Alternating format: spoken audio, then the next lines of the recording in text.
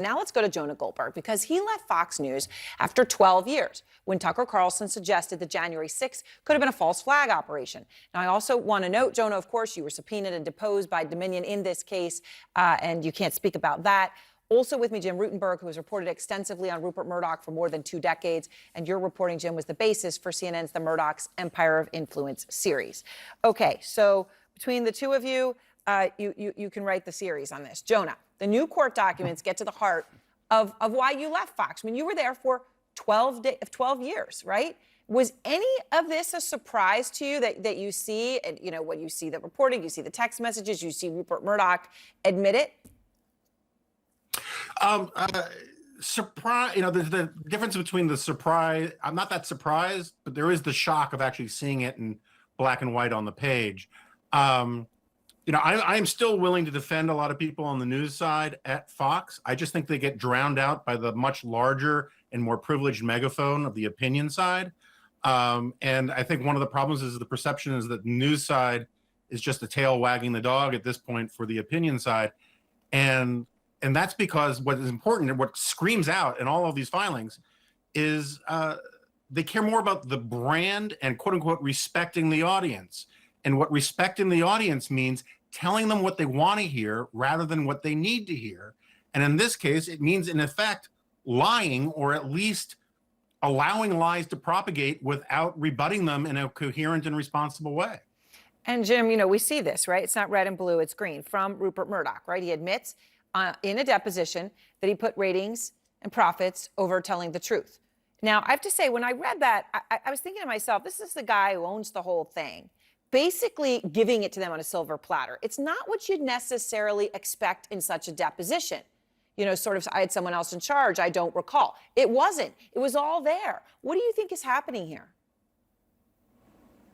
Well, first of all, I would expect Fox's lawyers to say, that's Rupert Murdoch. There's some distance here between Rupert Murdoch and the running of the Fox network, the Fox News channel. And so this is, you know, they're trying to, the argument on the Fox side is they're trying to pull Rupert Murdoch into this. The issue is that what these emails show is that Rupert Murdoch was very much, along with Lachlan Murdoch, involved in conversations about how they were going to repair, and here's the great paradox in all of this, the broken trust with their audience, the broken trust. We see that come up in these emails, and the trust was broken by declaring Arizona for Biden, by calling Biden president-elect after everybody kind of together made the call the following weekend after the election. So fascinating. Again, I would agree with Jonah that not surprising, but fascinating to see that this line we all sense they were balancing, it was there. It's interesting. Trust was broken by telling the truth, right? I mean, you're right. The incredible sort of thing to just ponder for a moment.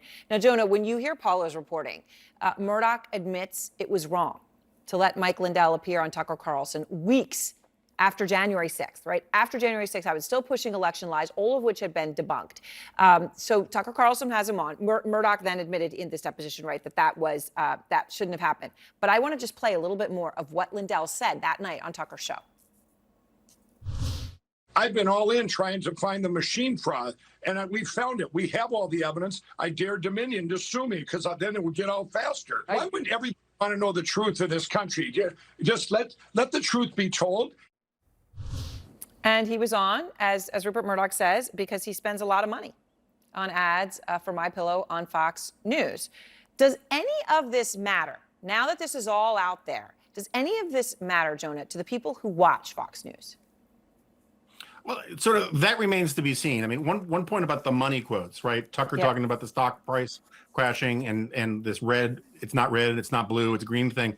I think that could be very effective for a jury, assuming all of this turns out to be as Dominion presents it, because this is like the last stop to provide accountability to say you can't lie for profit, right? You can't, you know, whip up paranoid doubts about election integrity for profit.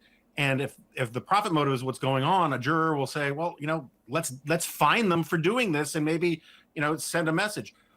Whether this changes things for Fox, I really don't know. Fox is not reporting on this. They've made it as a matter of policy. They're not going to report or comment on it at all.